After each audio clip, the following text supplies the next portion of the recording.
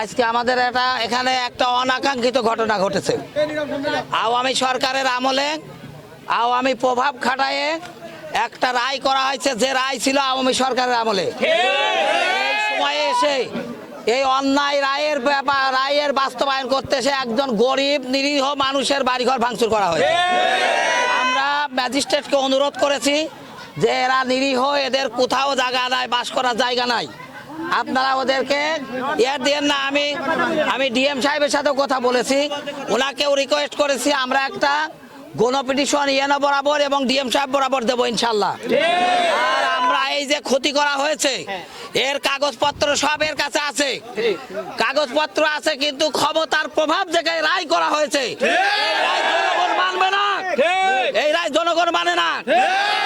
প্রশাসনের কাছে আমরা অনুরোধ জানাবো এই মামলাটা পুনরায় বিচার করা হোক এবং এদের যা ক্ষতি হয়েছে সম্পূর্ণ ক্ষতিপূরণ দিতে হবে।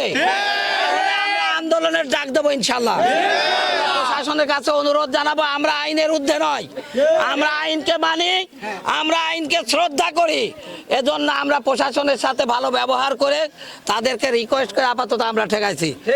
আমি আপনাদের বলবো, আমরা কেউ আইন হাতে তুলে নেব না। আইন হাতে তুলে নিলে আমাদের ঠগা হবে, বুঝতে পারছেন? যে মার খায় তার জিত থাকে। এজন্য আপনারা কেউ আইন হাতে তুলে নেবেন না। আপনাদের সাথে আমি আওতপ্রোতভাবে আসি এবং শেষ পর্যন্ত ইনশাআল্লাহ আপনাদের। ঠিক আছে, আসসালামু আলাইকুম।